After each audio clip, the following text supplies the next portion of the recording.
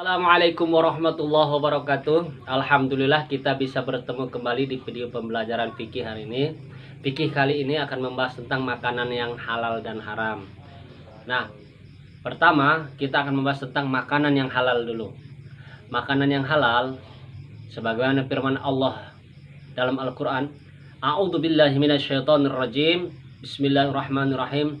Ya ayuhan nasu kulu mimma fil ardi halalan thayyibah wa la tattabi'u khutuwati syaiton innahu lakum aduwwum mubin. Yang artinya, wahai manusia, makanlah dari makanan yang halal dan baik yang terdapat di bumi, dan janganlah kamu mengikuti langkah-langkah setan. Sesungguhnya setan musuh yang nyata bagimu. Surah Al-Baqarah ayat 168. Dari ayat di atas jelas Allah memerintahkan kepada kita manusia, bukan saja umat Islam, tapi seluruh manusia yang ada di alam semesta ini diperintahkan oleh Allah untuk makan makanan yang halal dan baik. Karena tidak semua makanan yang halal itu baik bagi tubuh kita. Dan tidak semua makanan yang baik menurut kita juga halal di dalam Al-Quran.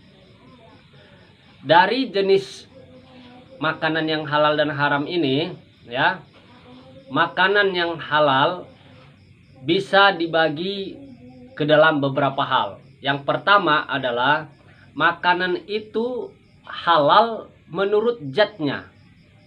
Sekali lagi, yang pertama, makanan itu bisa kita konsumsi, makanan yang halal menurut zatnya. Sebagaimana firman Allah dalam Al-Quran, A'udzubillahi minasyaitonirrajim. Bismillahirrahmanirrahim. Ya ayyuhalladzina amanu kulu min thayyibah. Ya ayyuhalladzina amanu kulu min thayyibati ma razaqnakum washkuru lillahi in kuntum iyyahu ta'budun. Yang artinya, hai orang-orang yang beriman, makanlah di antara rezeki yang baik-baik yang kami berikan kepadamu, dan bersyukurlah kepada Allah jika benar-benar kepadanya kamu menyembah. Menurut pemaparan dalil ini dalam surah Al-Baqarah ayat 172 ini, bahwa jenis-jenis makanan yang halal itu bisa dilihat. Yang pertama, ya, makanan yang halal menurut zatnya dapat kita lihat ciri-cirinya. Yang pertama, kita lihat ciri-cirinya. Makanan itu halal sesuai yang dijelaskan oleh Al-Quran dan hadis Nabi Muhammad SAW. Yang kedua, semua makanan yang baik-baik tidak kotor dan tidak menjijikkan. Yang ketiga, semua makanan yang bermanfaat, artinya tidak memberi mudarat. Yang keempat, semua makanan yang tidak membahayakan kesehatan. Ya, semua makanan yang tidak membahayakan kesehatan jasmani dan merusak akal dan merusak moral serta akidah. Nah, dari empat ini, inilah ciri-ciri makanan yang halal menurut zatnya. Jadi dia bisa mulai ulangi lagi secara singkat, bahwasanya dia sudah jelas di dalam Al-Quran makanan itu halal, dan dikuatkan dengan hadis Nabi bahwasanya makanan itu halal.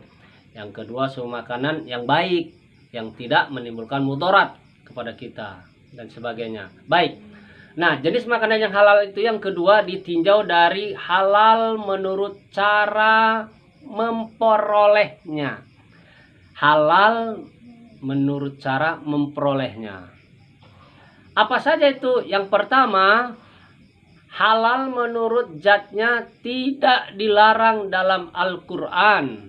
Ya, tidak dilarang dalam Al-Quran. Jadi cara memperoleh makanan itu tidak dilarang dalam Al-Quran, dibenarkan.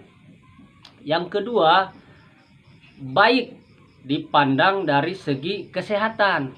Nah, makanan itu baik untuk kesehatan. Yang ketiga, tidak bercampur dengan zat yang membahayakan tubuh. Ya, tidak bercampur dengan zat membahayakan yang bisa membahayakan tubuh, seperti seperti formalin dan yang lainnya. 4. Tidak merusak akal pikiran, moral, dan akidah orang muslim. Yang keempat, diperoleh dengan cara yang baik, seperti bukan hasil curian atau perampokan. Yang terakhir, tidak merusak fungsi tubuh dan mental yang normal. Nah, ada 2 makanan yang halal, ada 2 ciri makanan yang halal, ya. Yang pertama tadi menurut zatnya, yang kedua menurut cara memperolehnya. Nah, ada paham yang lain adalah ciri makanan yang halal itu bisa dibagi menjadi 3. Selain daripada halal menurut zatnya, halal dalam mencari memperolehnya, yang tak kalah penting adalah halal menurut pengolahannya. Halal dipandang dari cara pengolahannya. Jadi sudah halal makanannya, halal menurut zatnya, halal menurut cara memperolehnya, dan juga halal dalam cara mengelolanya atau mengolahnya. Mudah-mudahan apa yang Malim sampaikan bisa bermanfaat buat kalian. Tugas kalian di rumah, yang pertama, coba kalian cari contoh makanan yang halal. 2, kalian cari contoh makanan yang haram. Masing-masing 2, yang halal 2 dan yang haram 2. Dan yang terakhir, ada berapa macam? Sebutkan macam-macam pembagian makanan yang halal, ya. Yang ketiga, Malim ulangi, sebutkan pembagian makanan yang halal yang tadi sudah Malim jelaskan. Demikian, mudah-mudahan bermanfaat. Kalian minta bantulah ayah dan bunda kalian. Kalian juga boleh cari dari mana saja, internet, boleh kalian cari dari majalah jawabannya, boleh kalian cari dari buku-buku, atau boleh kalian tanya kepada ustadz, mualim dan mualimah. Demikian, wallahul muwaffiq ila aqwamit thoriq. Assalamualaikum warahmatullahi wabarakatuh.